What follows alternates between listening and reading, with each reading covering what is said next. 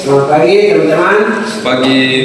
Sebelum kami presentasi dari kelompok 4, sebelum kami presentasi kita doa. Saya akan membawa agama Kristen Protestan, teman-teman akan masalah menyelesaikan dan doa mulai.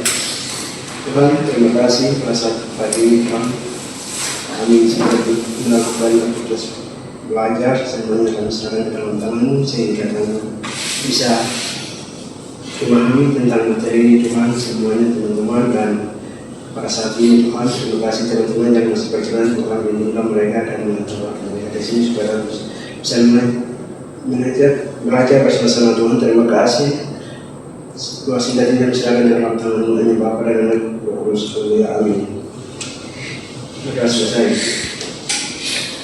Sebelum kami presentasi dari kelompok 4, perkenalkan singkat dari kami kelompok 4. Saya sendiri Fernando Tengke, teman saya. Kenalkan, nama saya Sekali Sport, UTM 1079. Dan sekarang saya kasih kesempatan untuk sesi pembelajaran. Setiap siswa memiliki kemampuan, minat dan gaya belajar yang berbeda-beda.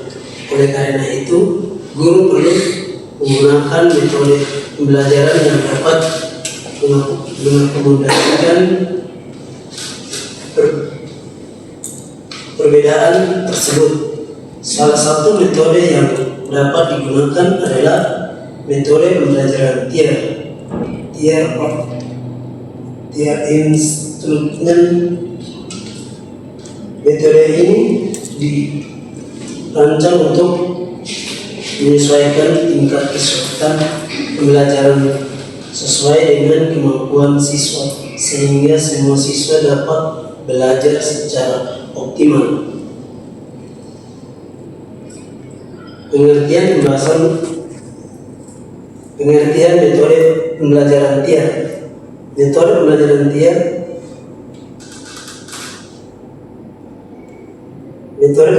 tier adalah strategi pembelajaran yang membagi siswa ke dalam beberapa kelompok berdasarkan tingkat kemampuan mereka.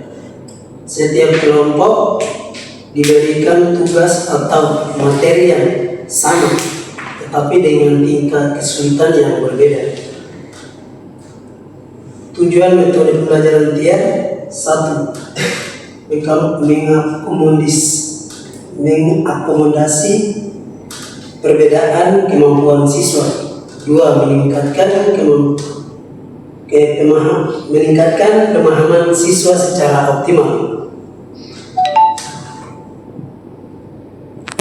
Contoh penerapan, misalnya pada pelajaran matematika kelas 3 SD, menjumlahkan 3 angka. Tier 1, penjumlahan tanpa penyimpanan. Kelebihan metode tier: 1. Pembelajaran lebih sesuai dengan kemampuan siswa, meningkatkan presentasi siswa. Kekeluargaan metode tier 1: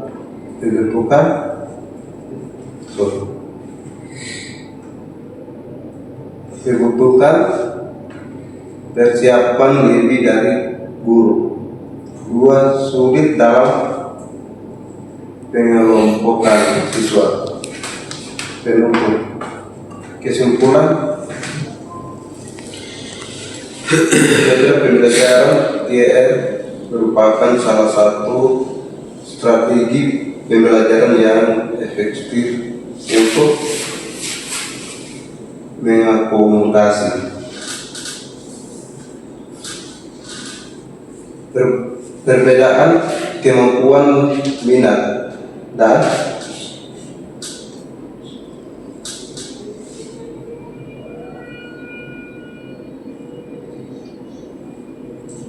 dan gaya belajar siswa di dalam kelas dengan memberikan tugas yang disesuaikan berdasarkan tingkat kemampuan siswa. Proses pembelajaran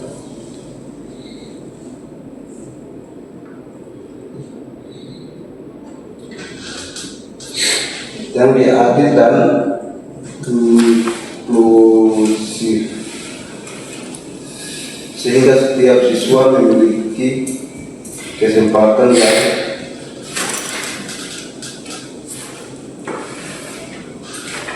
sama untuk berkembang. Selain itu, penggunaan metode dapat meningkatkan motivasi belajar berpresentat, berpercaya diri, serta hasil belajar siswa secara terima kasih. Terima kasih. Selanjutnya sekarang kita kasih kesempatan untuk sesi bertanya. Dan 5 menit. Mulai dari 3 menit. 3 pertanyaan. Selamat pagi untuk kita semua. Yang terhormat dari kelompok 4 ya, 4 sama teman-teman dari ketua tingkat kelas C beserta pengurus. Jadi perkenalkan, nama saya Nila Kaisar Masal Masidi, NPM saya 2023 85 2010 57. Ya, kalian membahas ini tentang metode pembelajaran peer, yaitu metode pembelajaran yang memampukan siswa untuk dalam proses pembelajaran itu secara adil. Pembagiannya itu dicoba jika kalian kelompok 4 ya. Kalau kamu tanya saja, bagaimana cara Anda mengatasi solusi jika pembagian dalam suatu kelompok tidak adil dalam jumlahnya tidak pas gitu. Contoh kayak dalam satu kelas jumlahnya 25, ya kan? Kalau dibagi rata kan banyak, ada yang lebih satu, ada yang kurang satu. Bagaimana cara Anda membagikannya? Terus bagaimana cara langkah-langkah Anda bisa membagi dalam kelompok itu secara adil, macam tidak bergantung sama satu orang saja. Gitu. Paham betul? Selamat pagi untuk kita semua. Pagi. Baik, untuk teman-teman kelompok 4, izinkan saya bertanya. Perkenalkan dulu, nama saya JLBB, NPM 1108. Di sini saya menanyakan tentang pembahasan di slide keempat. Itu ada tujuan metode pembelajaran. Iya. Nah, teman-teman sudah tulis ada 2 poin. Poin itu yang pertama mengakomodasikan perbedaan kemampuan siswa, berarti mengendalikan perbedaannya. Terus yang kedua itu meningkatkan pemahaman siswa secara optimal. Nah, yang saya tanyakan ini ada di nomor poin yang kedua. Menurut teman-teman, kalau menjadi seorang guru itu cara meningkatkan pemahaman siswa secara optimal itu seperti apa? Mungkin dari segi keterbatasan siswa atau dari kemampuan siswa. Itu ada di penjelasan di nomor slide ke-6 itu sama seperti paham. Jadi mungkin itu pertanyaan saya. Terima kasih. Oke, baik. Di sini saya akan bertanya kepada kelompok 4. Sebelum itu izinkan saya memperkenalkan nama. Perkenalkan, nama saya Clara Indah Korisen, NPM 1086. Di sini saya akan bertanya terkait. Di sini kan kalian berbicara materinya itu tentang model evaluasi Tiller. Tiller. Ini Tiller. Tapi biasa dibaca itu Tyler. Nah, di sini saya bertanya tentang model evaluasi Tiller apa yang digunakan dalam proses pembelajaran PENJAS.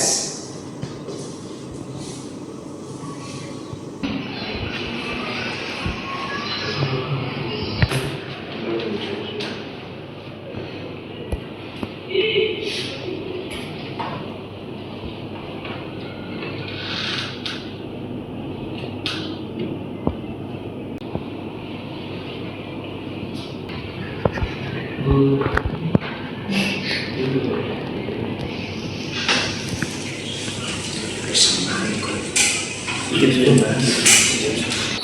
di sini saya menjawab pertanyaan dari saudara Irman. Cara membagikan jumlah siswa dalam pembelajaran matematika tier dilakukan dengan mengelompokkan siswa berdasarkan kemampuan mereka. Contohnya, jumlah siswa 30 siswa. Materi perkalian kelas 3 SD, pembagian tier 1. Tier 1, siswa yang masih membutuhkan bimbingan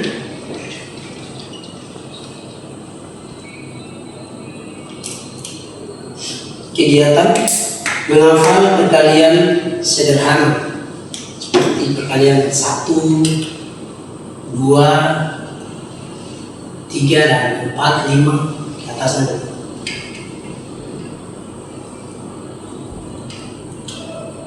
Menggunakan gambar atau benda lainnya, benda nyata seperti gambar-gambar objek, misalnya perkalian, gambar perkalian bisa ditaruh di dinding di rumah gitu, atau tidak di titik-titik paut begitu ada. Sedangkan tier 2, siswa yang sudah cukup memahami materi, jumlah 12 siswa. Kegiatan mengajar soal perkalian biasa, tier 2, tier 3 tinggi. Siswa cepat memahami materi. Jumlah siswa 8. Kegiatan soal pemecahan masalah, soal cerita lebih sulit. Cara menentukan kelompok. Guru mendapat melihat 1. Hasil tes awal, 2.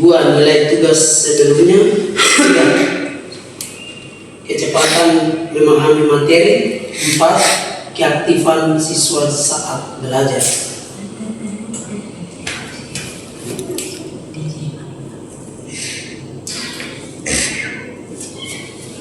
Tier kemampuan siswa jumlah tier 1 dasar 10 siswa, tier 2 sedang 12 siswa, tier 3 tinggi 8 siswa. Tujuan pembagian tier siswa tidak merasa terlalu sulit. Siswa lebih percaya diri. Guru lebih mudah membimbing sesuai kemampuan mereka. Terima kasih.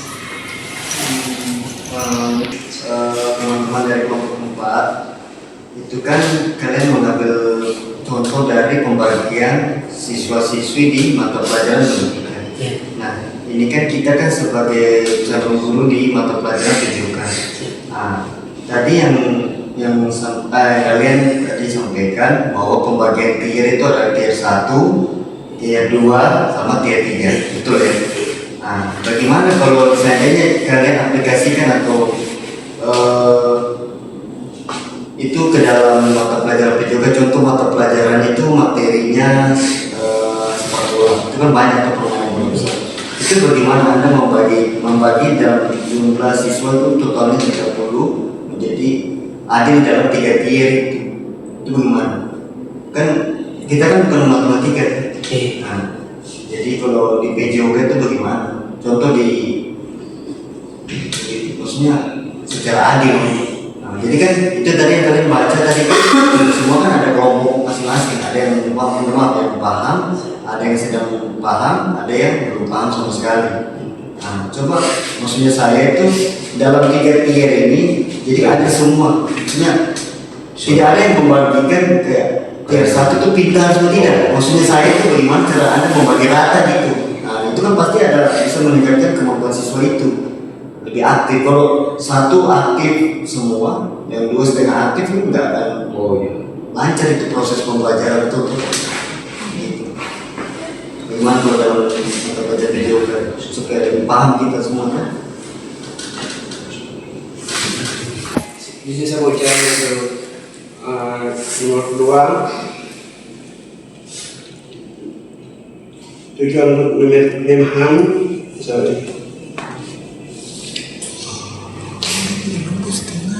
meningkatkan pemahaman mahasiswa secara optimal itu seperti apa? Kita mau jawab. Di sini membantu siswa belajar sesuai dengan tingkatnya, meningkatkan motivasi dan kepercayaan diri siswa. Pada saat kita mengajar, kita motivasi untuk siswa supaya tambah meningkat dan tambah semangat untuk belajarnya. Tidak mungkin kita hanya bicara saja. Pada saat kita mengajar, kita motivasi untuk siswa supaya memahami belajar metode ini. Nah,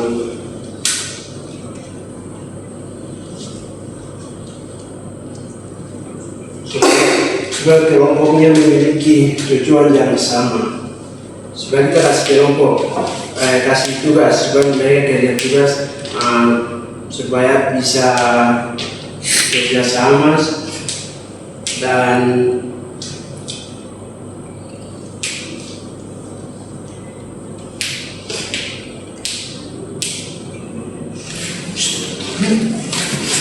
siswa berdasarkan kemampuan seperti itu. Kalau kurang lebih saya meminta teman suara dengan pertanyaan metode dan evaluasi lihat apa yang dilakukan dari proses belajar bebas model. Salah.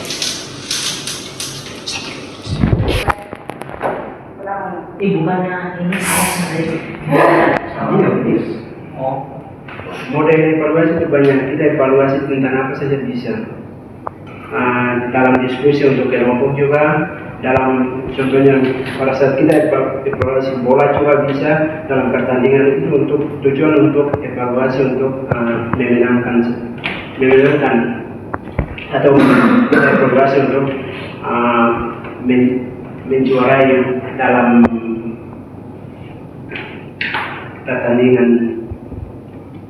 Nah, untuk ada beberapa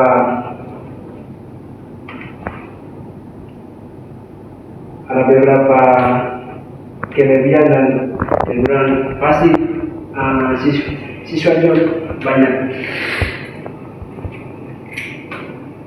pembelajaran untuk dengan kemampuan itu ada yang kekurangan siswa, ada yang kelebihan yang tidak mungkin mengerti untuk kemampuan untuk dalam materi ini. Contohnya membentuk persiapan lebih dari guru, sulitnya dalam pengelompokan siswa, memerlukan yang lebih lama, bisa membuat siswa merasa dibedakan jika tidak ada di sekolah dengan baik. Pada saat kita mengajar, tidak mungkin siswa memahami semacam untuk proses pada saat belajar. Nah, siswa juga mengurangi kesengajaan kemampuan membantu siswa untuk memahami materi yang lebih banyak untuk metode evaluasi seperti itu. Sekian, kalau kurang jelas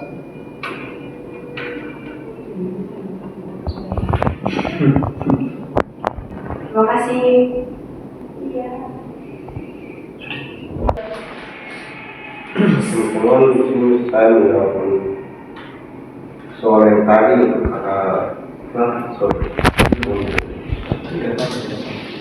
jika jumlah mahasiswa yang ijaz 40 orang dan ingin dibagi rata maka dapat dibuat beberapa kelompok yang jumlah yang sama. Contoh pembagian menjadi 4 kelompok.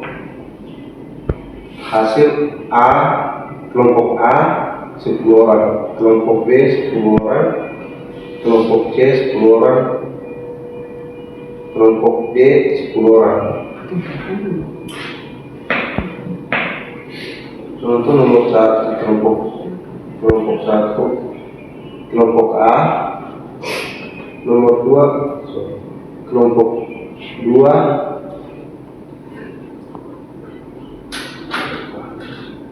nomor 2 kelompok B, nomor 3 kelompok C, nomor 4 kelompok D. Cara ini membuat membagi menjadi adil dan merata.